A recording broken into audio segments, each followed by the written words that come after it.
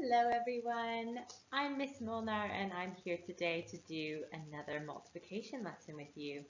Let's look and see what our last practice activity was together.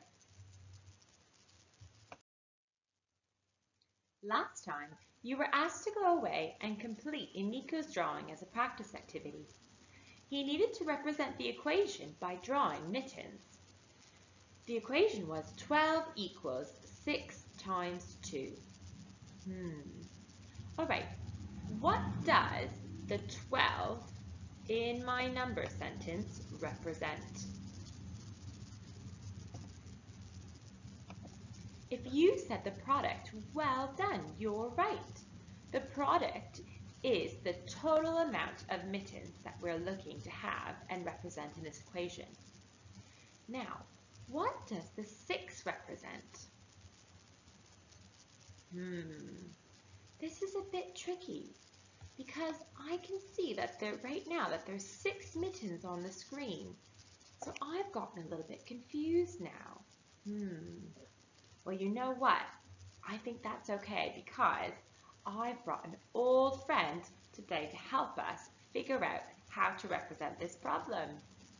It's Harold the Hedgehog.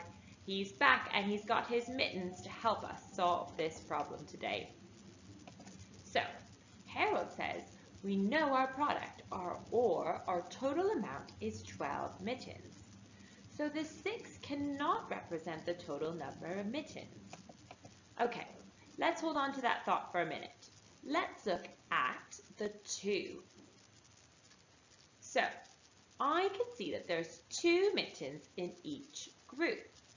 The 2 represents one of the factors, and we are grouping into 2s. So that means that the 6 is the other factor and represents the number of groups of 2. All right, so there we've got up on the screen, we know that the 6 and the 2 are both factors. We're counting in groups of 2, and the 6 tells us how many groups there should be. Do we have 6 groups represented? No, we only have 3. So how many more groups of 2 do we need to draw? We need to draw 3 more groups of mittens. There we go. And now we can see that we've got our total amount. We've got our product, which is 12 mittens, and we've got 6 groups, which represents this factor, and our groups are made of 2 mittens each. We're going to work systematically today to build our 2 times tables by counting in 2s. Harold doesn't know what systematically means. Have you heard that word before? Well, it just means that we're going to record the 2 times tables in an organized manner. We're going to use the table that you can see in front of you to organize them and record them in order. On this side of the table, I will record the pairs of shoes, or how many groups of 2 shoes that we see up on the screen. On the other side of the screen, on the other side of the table, I'm going to record the number of shoes in total, or the product. All right, so let's start together. How many pairs of shoes do we see up on the screen right now? That's right, there are no pairs of shoes. So I'm going to record in my table 0 pairs of shoes, or 0 groups of 2 shoes. Well done. So if I've got 0 pairs of shoes, what is my product going to be? How many shoes are there all together? If you said 0, well done. 0 groups of pairs of shoes equals 0 shoes altogether. Now, I want to represent this in an equation. So I've written the equation 0 times 2 equals 0. Let's break that down together. The 0 represents the number of pairs of shoes. I've got 0 pairs of shoes. The other 0 represents how many shoes altogether, or the product. And we said there are 0 shoes. 0 pairs and 0 shoes. Well, where did this 2 come from then? I don't see a 2 on my table. Do you remember what the 2 represents? If you said that 2 is the other factor, you're right. We're counting in groups of 2's, and that's what the 2 means, but we don't have any groups of 2's. So that's why our equation is 0 times 2 equals 0. All right, let's continue our table. Okay, I've got some shoes up on the screen now. Remember, I need to record the number of pairs of shoes in the first part of my table. How many pairs of shoes do I have? That's right. There is 1 pair of groups of 2 shoes. Only 1 pair of 2. So now I can use this to figure out how many shoes there are in total, or the product. There are 2 shoes altogether. So the product of 1 and 2 is 2 shoes. I can represent it in this equation. 1 pair of shoes, 1 pair of 2 shoes equals 2. Well done. All right, how many pairs of shoes do we have this time, everyone? That's right, we've got 2 pairs of groups of 2 shoes. That means that there are 4 shoes in total as our product. So we can represent this in the equation. 2 pairs of shoes, so 1 pair, 2 pair, times 2 groups of 2 equals 4. So the product of 2 and 2 equals 4. All right, this time I would like you to pause the video and have a go at filling in the table for what you can see on the screen now. How many pairs of shoes will go on this side? And then the total number of shoes or the product will be recorded over here. Once you've done that, can you record an equation to represent the shoes that you see on the screen? Pause the video and do that now. All right, coming back together, everyone, how many pairs of shoes do we see? That's right, there are 3 groups of 2 or 3 pairs of 2 shoes. How many shoes are there in total? What is the product? That's right, the product is 6. There are 6 shoes in total. As an equation, I would represent it as 3 times 2 equals 6, or the product of 3 and 2 is 6. Now, can we use that information that we've just created together, and can we put it into the sentence stem that you can see above? I'm going to read it out loud first, then you can pause the video and say it out loud. There are pairs of shoes. There are shoes all together. The product of and is . Pause the video and have a go at that now. All right, let's see if we can say it together. There are 3 pairs of shoes. There are 6 shoes all together. The product of 3 and 2 is 6. Fantastic job, everyone. All right, let's complete our table. Can you figure out how many pairs of shoes there are now? And then the total number of shoes. Once you've done that, record the equation, and we will say the sentence stem out loud together. Pause the video if you need to now. All right, so we have 4 pairs of shoes in total. All together, that means there are 8 shoes. 4 pairs equals 8 shoes. And our equation would be 4 times 2 equals 8. So let's put that in a sentence stem all together. There are 4 pairs of 2 shoes. there are 8 shoes altogether. The product of 4 and 2 is 8. Fantastic, everyone. All right, so we've recorded on our table in a systematic way from 0 times 2 all the way up to 4 times 2 equals 8. We're going to continue our table, but something has changed this time. What are our factors being represented on the screen now? That's right, we've got bicycles, and on each bicycle there are 2 wheels. So on our table this time, on this side of the table, we're representing how many bicycles there are in total. On the other side, we're representing how many wheels there are all together. Okay, so if I had 4 bicycles up on the screen, that would mean that there are 8 wheels all together, or 4 times 2 is 8. Take a look at the screen. How many bicycles are being represented? That's right, there are 5 bicycles being represented. If there are 5 bicycles, how many wheels are there all together, or what is the product? That's right, there are 10 wheels all together. So 5 groups of 2, or 5 groups of 2 wheels is equal to 10. The product of 5 and 2 is 10.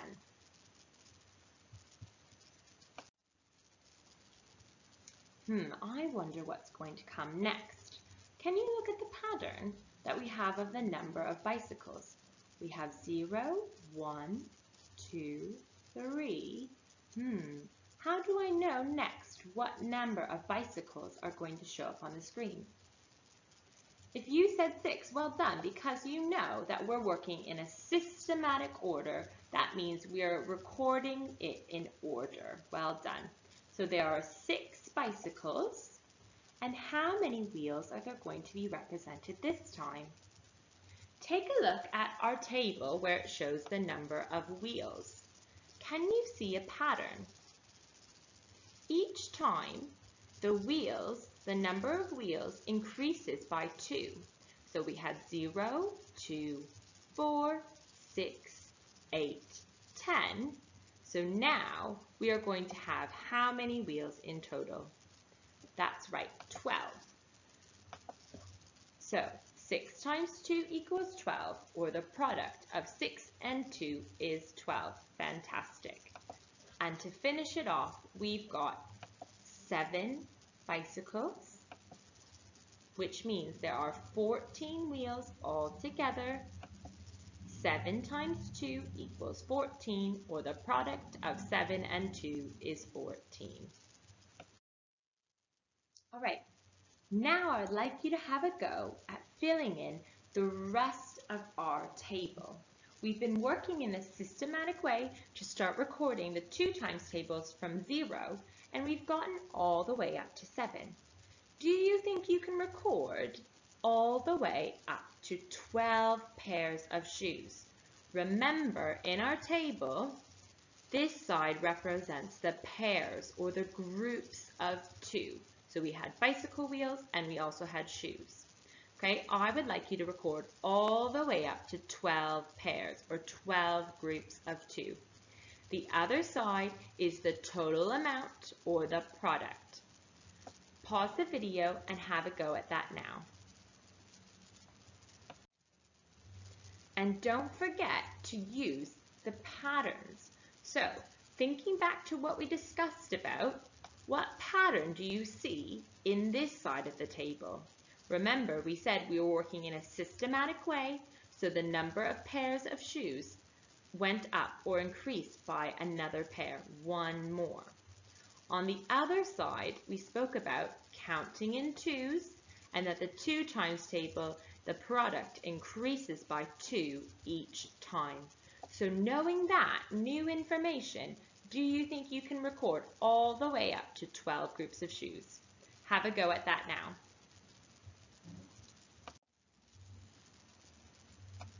All right, well done everyone. So your table should look something similar to what I've got up on the screen. we've got our number of pairs of shoes recorded all the way up to 12 pairs. And on the other side, we've got the total number of shoes or the product. Okay, so I'm going to ask you a few questions now to see how well you can use our 2 times table chart. All right, are you ready? If I have 10 pairs of shoes, how many shoes do I have altogether? That's right. That means there are 20 shoes altogether. What would be the equation to represent that? If you said the product of 10 and 2 is 20, or 10 times 2 is 20, well done. All right, I think we can get a bit trickier. Let's see. If I have 16 shoes, how many pairs of shoes are there? My product is 16. So how many pairs of shoes do I have? Well done. So I can use my chart to see that if my product is 16, that means I've got 8 pairs of shoes, or 8 pairs of 2. All right, one last question. Let me see. I've got 5 pairs of shoes and my product is 10. What would be the equation to represent that?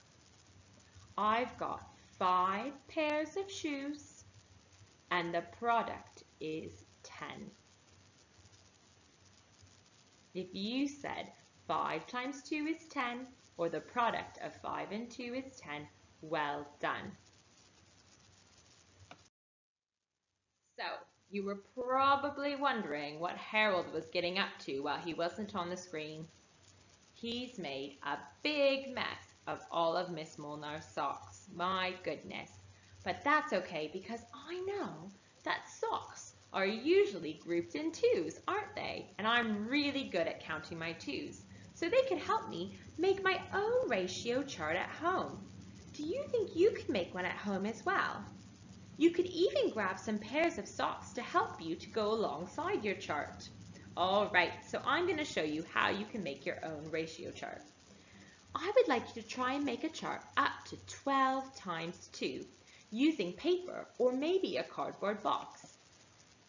So first thing I did was I got 12 pairs of socks. If you can do that at home, that's great. You can use it alongside. If not, that's okay. Next, what I'm going to do is get my cardboard box or paper. If you've got a cardboard box, cut it into 2 parts and put one part aside for later. Okay, so on my very first part of my cardboard box, I'm going to start to make my table for my ratio chart. If you want to see what that looks like, just go back in the video a little bit and you can see the example that we had up. So on the one side, I'm going to write number of pairs of socks. On the other side, I'm going to write number of socks to represent the product.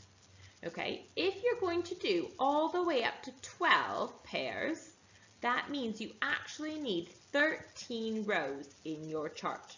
I think an adult might need to help you with that. But that's because we're going to start at 0. Don't forget that.